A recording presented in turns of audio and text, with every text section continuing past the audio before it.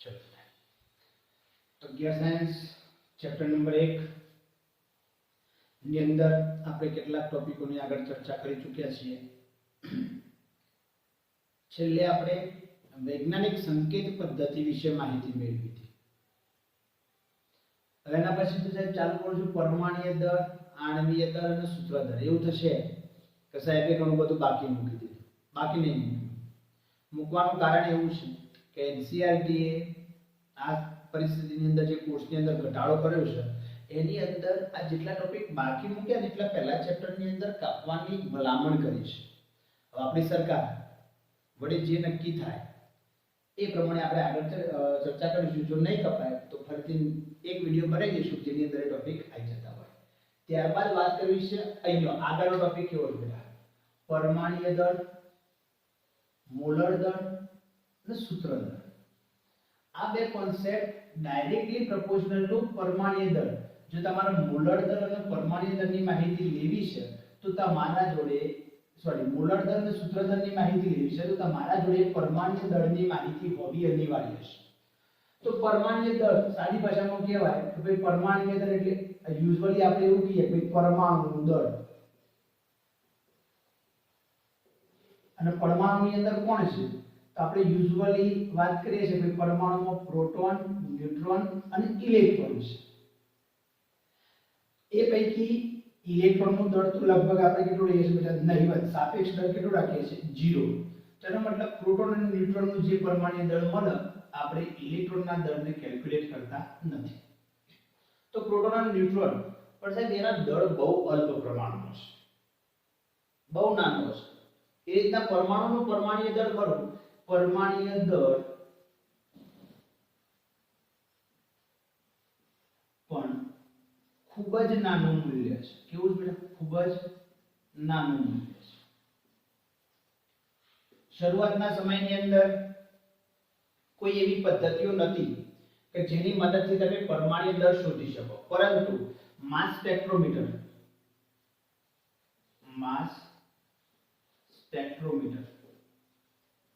આ એક સાધનનું નામ છે। માસ સ્પેક્ટ્રોમીટર શું છે બેટા, સાધનનું નામ છે જેને માસ એટલે દળ, સ્પેક્ટ્રોમીટી કદાચ તમારા ટોપિકમાં આવો શબ્દ આપ્યો હોય તો એ સાધનના નામની મદદથી પરમાણુનું પરમાણ્વીય દળ નક્કી કરી શકાય છે। તો માસ સ્પેક્ટ્રોમીટર નામનું સાધન છે ખરું, તેના ઉપયોગ વડે એક પરમાણુનું દળ ગ્રામમાં નક્કી કરી શકાય છે। આ એક માહિતી છે અને પ્રેક્ટિકલી છે કે ભાઈ એક તમે પરમાણુ લઈ અને એનું દળ નક્કી કરવું છે તો માસ સ્પેક્ટ્રોમીટર નામના સાધનની મદદથી તમે નક્કી કરી શકશો। પણ શરૂઆતમાં શું હતું તો શરૂઆતની અંદર કાગડાના બેહવાનદાર અને તૂટવા જેવી પરિસ્થિતિ હતી। તમારા ચોપડીમાં શબ્દ લખ્યો છે અડસટ્ટી, એટલે આપણે કહીએ અટલ બચ્ચા। આપણે એવું વિચારી લઈએ છીએ કે ભાઈ વૈજ્ઞાનિકો શું વિચાર્યું હતું, હાઇડ્રોજનનું પરમાણ્વીય દળ એક સ્વીકારેલું હતું। આ સ્વીકારેલ મૂલ્ય છે, હાઇડ્રોજનનું પરમાણ્વીય દળ કેટલું સ્વીકાર્યું હતું 1। હવે એની સાપેક્ષે કોની સાપેક્ષે બેટા, હાઇડ્રોજનની સાપેક્ષે કાર્બન પરમાણુનું પરમાણ્વીય દળ 12 થાય। કઈ રીતના થાય તો ભાઈ હાઇડ્રોજન પરમાણુ જે ખરો એ સાદામાં સાદો પરમાણુ છે। શા માટે સાદામાં સાદો કીધો તો હાઇડ્રોજનના પરમાણુની અંદર માત્ર ને માત્ર એક પ્રોટોન અને એક જ ઇલેક્ટ્રોન છે। એના સમસ્થાનિકોની વાત નહીં કરતો, હાઇડ્રોજનની વાત કરું છું, એની અંદર ન્યુટ્રોન નથી। તો 12 થાય, પરંતુ એનું પ્રેક્ટિકલી અથવા તો વ્યવસ્થિતપણે શું કર્યું તો વૈજ્ઞાનિકોએ કાર્બન 12 સમસ્થાનિકને પ્રામાણિક તરીકે સ્વીકાર્યો। શું કર્યું બેટા, પ્રામાણિક તરીકે સ્વીકાર કર્યો। અને ત્યારબાદ પરમાણ્વીય દળ, એકમ પરમાણ્વીય દળની ડેફિનેશન આપી। કોની ડેફિનેશન આપી બેટા, એકમ પરમાણ્વીય દળ। તો શું કીધું એકમ પરમાણ્વીય દળ, તો કાર્બન 12 ના પરમાણ્વીય દળના 1/12 મૂલ્યને એકમ પરમાણ્વીય દળ તરીકે સ્વીકાર્યું. એકમ પરમાણ્વીય દળ તરીકે સ્વીકાર્યું.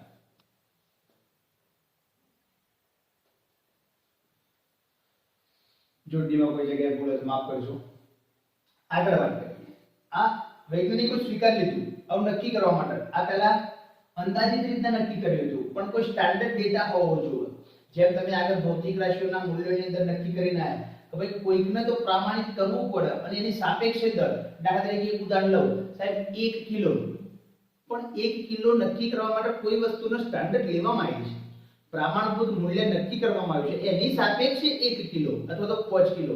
બાકી એવું નહીં કે વજન હાથ ભરીને મૂકી દીધું જે વજન છે એની 1 કિલો, એવું કોઈ ચોક્કસ નહીં. એ પ્રમાણભૂત મૂલ્યના આધારે આગળ ગયેલા છે. બરાબર? તો અહીંયા જરા જોઈએ તો હવે એના આધારે વૈજ્ઞાનિકોએ સ્વીકાર્યું. હવે પરમાણ્વીય દળ કયા એકમો નક્કી થાય? તો પરમાણ્વીય દળના એકમો જરા જોઈ લઈએ. બરાબર? તો મોટા ભાગે ગ્રામ પર મોલ. બીજો એકમ છે યુ. યુ એટલે યુનિફાઈડ માસ. યુનિફાઈડ માસ ગુજરાતીમાં કહેવાય એકત્રિત જથ્થો. અને ત્રીજો એકમ છે એએમયુ. ગુજરાતી શબ્દ કહેવાય બેટા એટોમિક માસ યુનિટ. આખું નામ કયું બેટા? એટોમિક માસ યુનિટ. તો એના જુદા જુદા મૂલ્યની અંદર આપણે મૂલ્ય નક્કી કરી શકીએ છીએ. હવે મારા હાઇડ્રોજનનું તો અહીંયા 1 AMU નો ડેટા નક્કી કરવામાં આવે. 1 AMU બરાબર 1.66056 ગુણ્યા 10⁻²4 ગ્રામ. જો જરા ડેટા યાદ રાખવો પડશે બેટા. 1 AMU બરાબર શું થશે? 1.66056 ગુણ્યા 10⁻²4 ગ્રામ. હવે ત્યારબાદ વૈજ્ઞાનિકોએ શું કર્યું? તો હાઇડ્રોજન પરમાણુનું પરમાણ્વીય દળ નક્કી કર્યું. કોના મદદથી?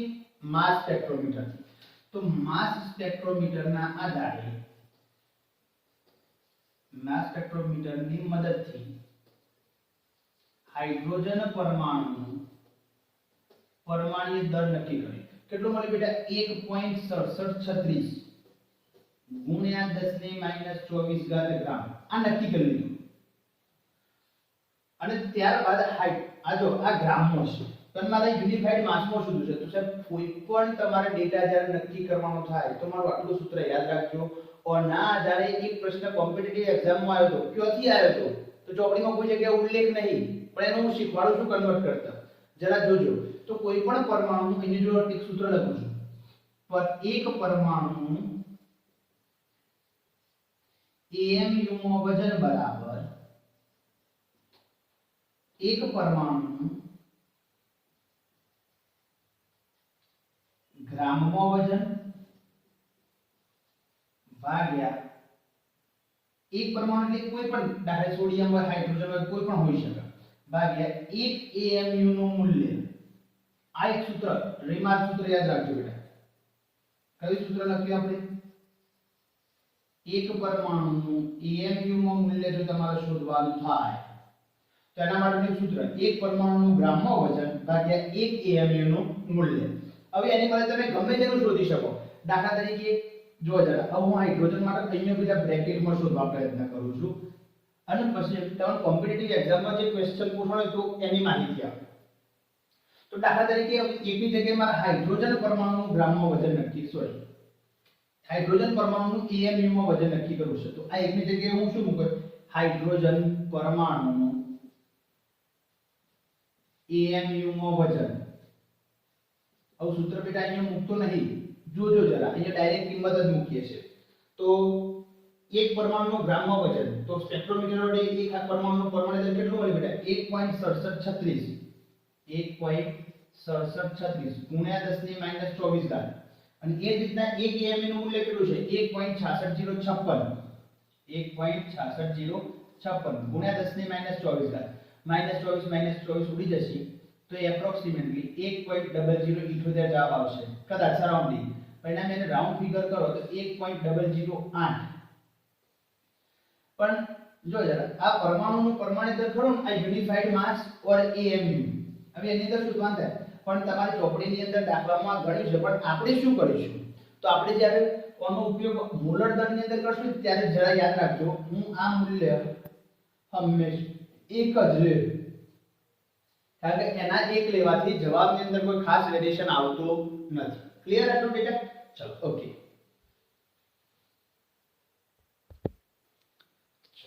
આપણે આગળ વાત કરીએ તો એ રીતના તમારી ચોપડીમાં એક સેન્ટેન્સ આપેલું છે કે ભાઈ તે જ રીતે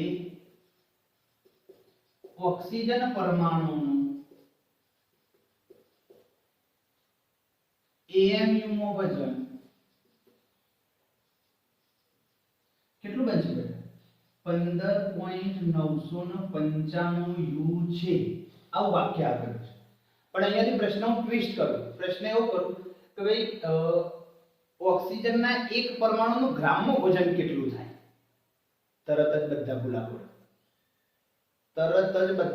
મારું વાક્ય યાદ રાખજો. હવે અહીંયાથી ધ્યાન રાખવા જેવી બાબત છે. તમને કોઈ પણ પરમાણુનું ગ્રામમાં વજન શોધવાનું કે તો મારી એક શોર્ટ ટેકનિક આ સૂત્રની મદદ તમે લખી શકશો. તો AMU માં વજન આપણે લખી દઉં, શોર્ટમાં લખું છું. AMU માં ચલો જરા અહીંયા લખીએ કારણ ડેટા આપણે લખવા છે બીજા. AMU માં વજન બરાબર આપણે શું લખ્યું એનું સૂત્ર? એક પરમાણુનું ગ્રામમાં વજન ભાગ્યા 1 AMU નું મૂલ્ય. શું લખી બેટા? એક પરમાણુનું ગ્રામમાં વજન ભાગ્યા 1 AMU નું મૂલ્ય. હવે અહીંયા જરા જો બેટા બધું તો લેવું સરળ મારા માટે બધા દાખલા લેવા શક્ય નહીં, પણ હા એના કોન્સેપ્ટો હું બધા લઈ ગયો છું. આ કોન્સેપ્ટો જી નીટ સાથેના લઈ ગયો છું. એની અંદર તમારી ચોપડીમાં આવું કોઈ ડેટા નહીં, પણ એનું ગ્રામમાં વજન શોધતા શીખવાડું છું. દાખલા તરીકે આ સૂત્રમાં હું કિંમત મૂકી દઉં. મને પરીક્ષામાં પ્રશ્ન પૂછ નાખ્યો ભાઈ ઓક્સિજનના એક પરમાણુનું ગ્રામમાં વજન કેટલું? ગ્રામમાં શોધવાનું કહે છે, AMU માં નહીં. તો જો મારા જોડે આ ડેટા છે, AMU નું વજન કેટલું છે બેટા? તો 15.995. મારા ગ્રામમાં વજન શોધવું છે તો ઉપરનું x. મારા જોડે એક AMU નું મૂલ્ય તો સચ કેટલું બેટા? 66056 ગુણ્યા 10 - 24 બરાબર. ચલો આ ડેટામાં x ને કરતા કરો તો x બરાબર શું થાય? 1.66056 ગુણ્યા 10 - 24 ગુણ્યા 15.995. ચલો આપણે ગુણાકાર કરી લઈએ જરા.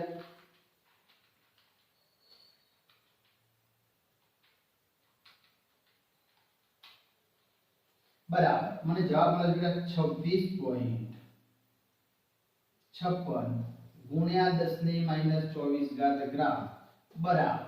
અહીંયા હું સાદું વાપરું તો 2.656 ગુણ્યા 10 - 23 ગ્રામ. આ તમારું વજન થઈ ગયું. હવે કોમ્પિટિટિવ એક્ઝામમાં શું પૂછવાનું હતું એની જરા માહિતી આપો. આ ઓક્સિજનના વજનની જગ્યાએ પ્રશ્ન એવો પૂછ્યો હતો કે સોડિયમના એક પરમાણુનું ગ્રામમાં વજન જરા જોઈ લેજો કુક્ષરના પેપરમાં સજ. સોડિયમના એક પરમાણુનું ગ્રામમાં વજન ખાલી જગ્યા થાય ગ્રામમાં. બરાબર. તો શું કરવાનું ખાલી જો હું ગણતો નહીં તમારા પ્રેક્ટિસ માટે મૂકું છું હોમવર્કમાં. આ પ્રશ્ન જે કરો એ તમારો હોમવર્ક છે, પણ જરા હું સમજાઈ દઉં છું કે એને કઈ રીતના થાય. તો અહીંયા જે તમે AMU માં વજન મૂક્યું, મારા જોડે AMU નું વજન છે કેટલું છે? સોડિયમ પરમાણુનું વજન મને ખબર છે કેટલા ગ્રામ છે બેટા? 23 ગ્રામ છે. તો આજે મેં 15.995 મૂક્યા એની જગ્યાએ ખાલી શું મૂકવાનું થાય બેટા? 23. એટલે અહીંયા ગુણાકારમાં 15.995 કરે એના ગુણ્યા 23 કરશો જે જવાબ આવે તમારો ગ્રામમાં વજન. ચલો ડેટાની અંદર ક્લિયર? એકદમ સરળ ટોપિક છે. જો તમે ફંડામેન્ટલી ક્લિયર છો તો કોઈ પણ એક પરમાણુનું ગ્રામમાં વજન ઈઝીલી શોધી નાખશો. એના માટે તમારા દ્રવ્યમાન સ્પેક્ટ્રોમીટરનો ઉપયોગ કરવાની કોઈ જરૂર નહીં, કારણ કે આ ડેટા થિયરિકલ ડેટા આપણા જોડે છે. ખાલી એનું AMU માં તમારા જોડે વજન હોવું જોઈએ. એ જો તમારા જોડે પદ હશે તો તમે કોઈ પણ પરમાણુ એક પરમાણુનું ગ્રામમાં વજન શોધી નાખશો. ક્લિયર બેટા? ઓકે ચલો બેટા એ જ રીતના કેટલાક પરમાણ્વીય દળની માહિતી અગર પરીક્ષામાં તો બધું કરીએ ના ચાલે.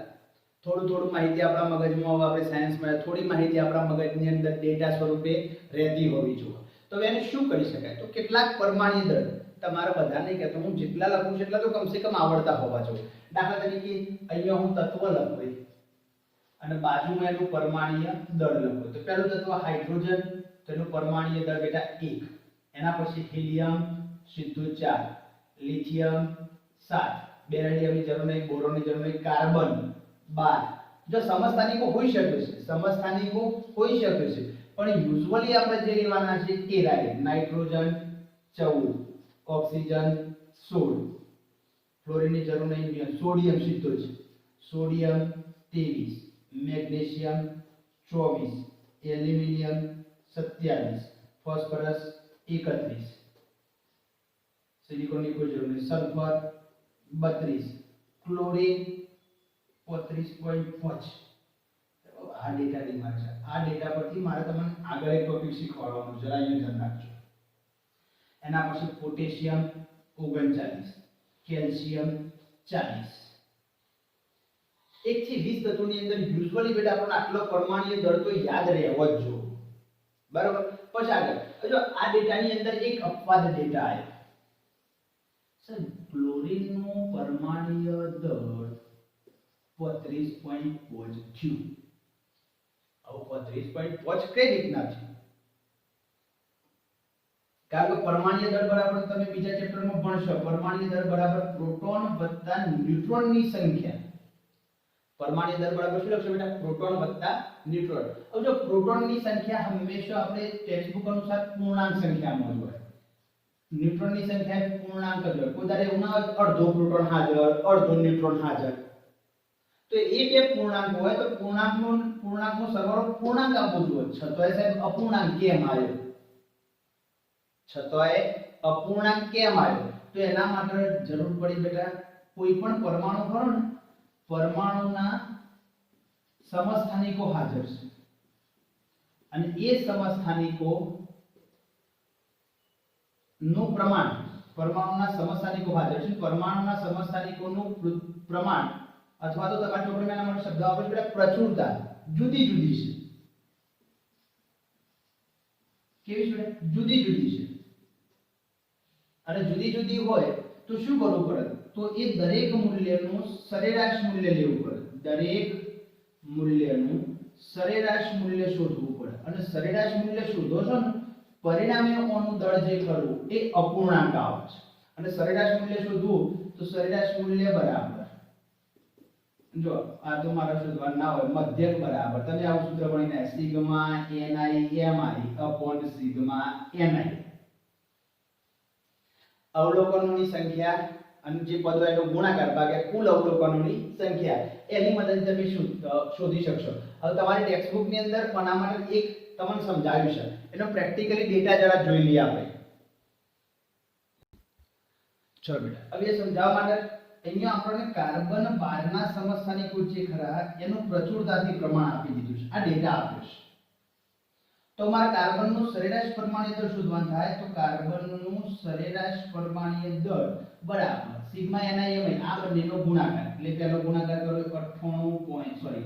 99.892 ગુણ્યા 12 વત્તા સરવાળો કરવાનો છે એટલે વત્તા બીજા કૌંસમાં ગુણ્યા 1.108 ગુણ્યા 13.00335 વત્તા હજી ત્રીજું મૂલ્ય છે અહીંયા લખો જરા 2 ગુણ્યા 10 ની માઈનસ 2 ઘાત ગુણ્યા સરવાળો કરવાનો 14.00317 14.00317 ભાગ્યા, જો તમારી ચોપડી ભાગ્યા નહીં કરી તમારી ચોપડીમાં ભાગાકાર અથવા તો એવું થાય તમારી ચોપડીમાં શું કર્યું બેટા આ ટકાવાર પ્રમાણને બદલી નાખ્યું છે 99 ની જગ્યાએ ભાગ્યા 100 કરીને મૂક્યા છે. પણ એના કરતા બેટર કે આપણે છેદમાં નીચે 100 મૂકી દઈએ અને આનું સાદુરૂપ તમે આપવા પ્રયત્ન કરશો તો જવાબ કેટલો મળશે બેટા 12.011. કેટલો મળશે?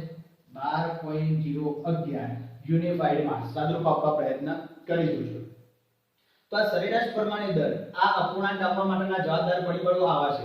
આવો એક દાખલો તમારા સ્વાધ્યાયમાં આપેલો છે. આ સૂત્રની મદદથી તમે ગણી શકશો. આવો એક દાખલો તમારા સ્વાધ્યાયની અંદર આપેલો છે. સૂત્રની મદદથી તમે શું કરી શકશો બેટા? કેલ્ક્યુલેટ કરી શકશો. ઓકે ચલો.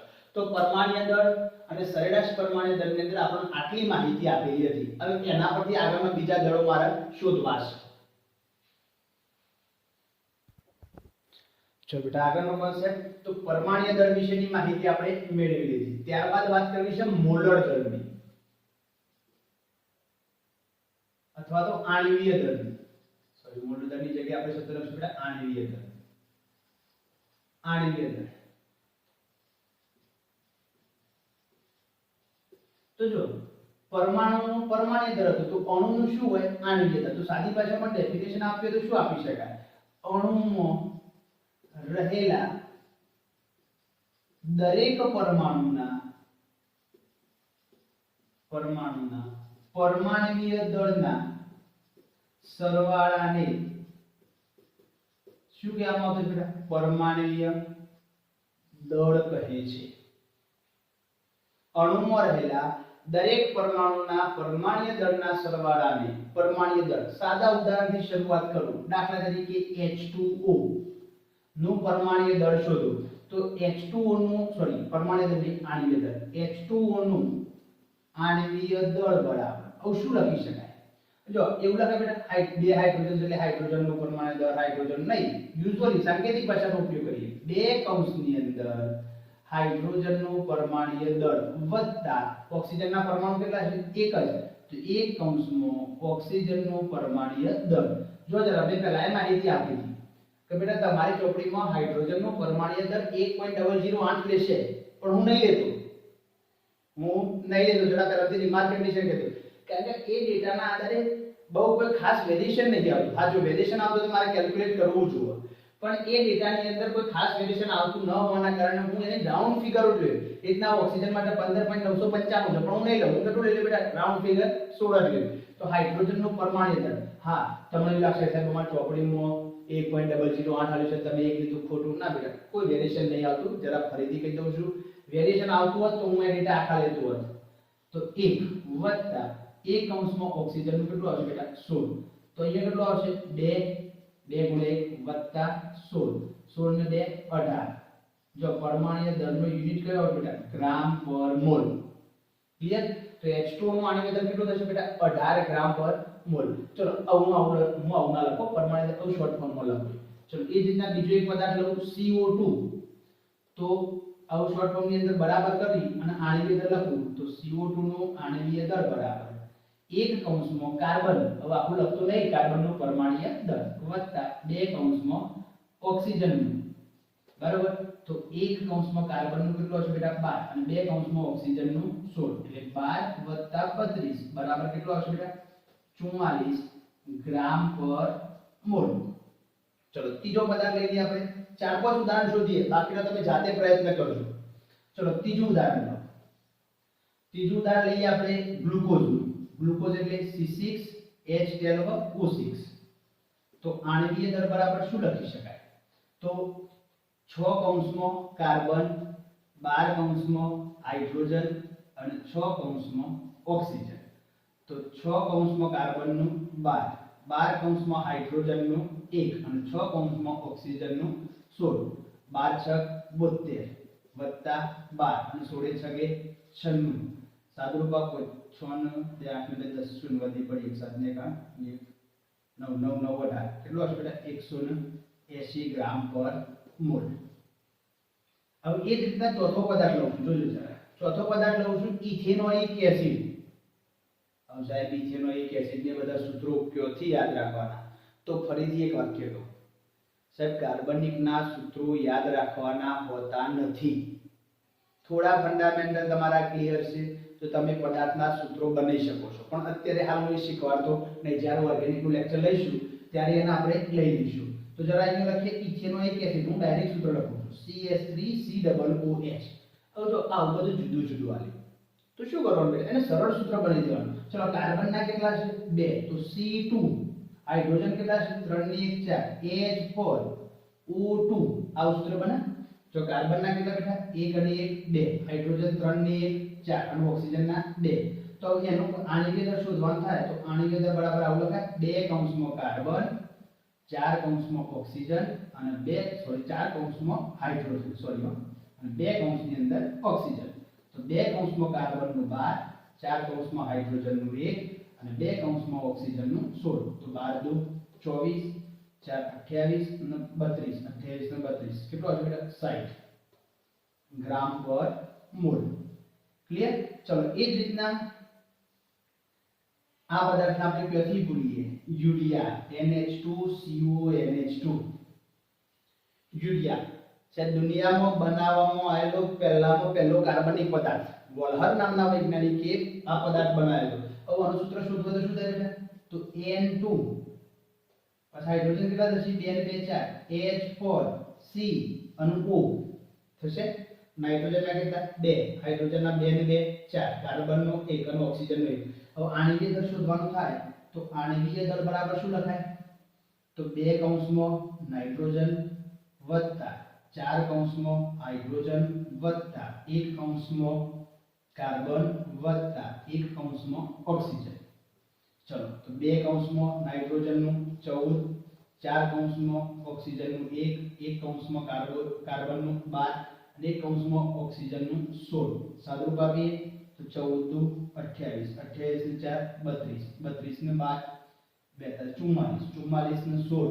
60 તો કેટલો હશે બેટા 60 ગ્રામ પર મોલ ક્લિયર ગણતા આવડશે સરળ છે આણ્વિય દળ જો તમારા મગજની અંદર પરમાણુ દળના કેટલા કોન્સેપ્ટો ક્લિયર છે પરમાણુ દળ તમને આવડે છે તો સરળતાથી તમે શું કરી શકશો બેટા કેલ્ક્યુલેટ કરી શકશો ઓકે ચલો આગળ વાત કરીએ ત્યારબાદનો ટોપિક બેટા સૂત્રદળ કયો ટોપિક છે બેટા સૂત્રદળ તો સૂત્રદળની શા માટે જરૂર પડી પહેલો એક કોન્સેપ્ટ આ નવું છે સૂત્રદળની શા માટે જરૂર પડી તો સૂત્રદળ એટલે શું તો દરેક ઘટક અથવા તો દરેક ઘટક તેના બંધારણમાં એકમ અણુ સ્વરૂપે હોતું નથી કે બહુ મહત્વનું એકમ અણુ સ્વરૂપે હોતો નથી આનું મુખ્ય કારણ હવે એને શું કહેવાય એ સમજાવવા માંગુ છું તો અહીંયા આપણે વાત કરીશું બેટા NaCl ના ઉદાહરણ વડે સમજાવીશું તો NaCl ની રચના આપણે 11 માની અંદર સોરી 12 માની અંદર ચેપ્ટર નંબર 1 ની અંદર વાત કરીશું NaCl કયા પ્રકારની રચના ધરાવે બેટા તો NaCl FCC પ્રકારની રચના ધરાવે તો એની રચનાના આધારે જરા જોઈએ સોરી ઓકે તો ધોરણ 9 ની અંદર તમે એક આવી આકૃતિ ભણીને આવ્યા તમારી ચોપડીમાં જે આકૃતિ છે એવી જ આકૃતિ દોરું છું પણ જરા જુદી રીતના દોરું છું એ સમજવા પ્રયત્ન કરવાનો છે આપણે આનો ડાયાગ્રામ બહુ મહત્વનો સમજવા જેવો છે તમારી ચોપડીની અંદર કોના પરથી એક સેન્ટેન્સ લખ્યું છે એ સેન્ટેન્સ પર મારે લઈ જવા છે સાથે સાથે બીજી કેટલીક માહિતીની ચર્ચા કરી છે પરિણામે હું આકૃતિ દોરી રહ્યો છું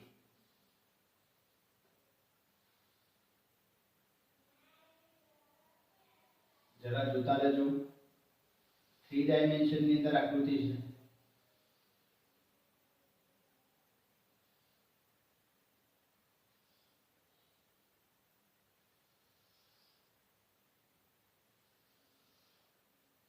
મારા જોડે સ્કેલ નહીં બેટા એટલે થોડી કદાચ કોઈ જગ્યાએ ઘટી આવે તો બહુ ચિંતા કરતા નહીં પણ જેના જોડે સ્કેલ હોય એની આકૃતિ તો ક્લિયર જ આવતી હોવી જોઈએ ક્લિયર આવી એક આકૃતિ દોરીશું આવું શું થાય તો NaCl ની અંદર NaCl માં એકાંતરે ગોઠવણી થાય હવે એક Na+ ની આજુબાજુ કેટલા Cl- આયનો હોય તો તમારી ચોપડીમાં એક વાક્ય આપ્યું છે કે એક Na+ ની આજુબાજુ 6 Cl- આયનો હોય બંધારણ એ જ રીતે એવું વાક્ય થાય કે એક Cl- ની આજુબાજુ 6 Na+ આયનો હોય શું આવે બંને વસ્તુ કોમન છે તમે એકનો ફંડામેન્ટલ લેશો તો બીજો તમારો આવી જશે દાખલા તરીકે જો જરા અહીંયા હું જરા આવો ડાર્ક પરમાણુ દોરું નાનો એ નાનો પરમાણુ છે Na+ નો અને આવો જે મોટો પરમાણુ દોરું ને એ હશે બેટા Cl- નો આવો જરા ધ્યાન રાખજો તો હું અહીંયા સેન્ટર થી શરૂઆત કરું સેન્ટરમાં હું Na+ મૂકું તો એક પરમાણુને પાછળ શું થાય જો અમે અહીંયા શબ્દ લખ્યું એકાંતરે ગોઠવા એકાંતરે એટલે એક Na+ આવે પછી Cl- આવે એક Na+ હોય તો પાછું Cl- પછી ફરીથી પાછું Na+ તો તો અહીંયા Na પ્લસ તો અહીંયા Cl માઈનસ, અહીંયા Cl માઈનસ, આ એકાંતર એટલે અહીંયા Cl માઈનસ. એ જ રીતના આના પાછળના ભાગ ઉપર અહીંયા Cl માઈનસ, અહીંયા નીચે એક Cl માઈનસ, અહીંયા એક Cl માઈનસ. જો દરેક જગ્યાએ હું ગોઠવી દઉં તો અહીંયા શું આવશે બેટા?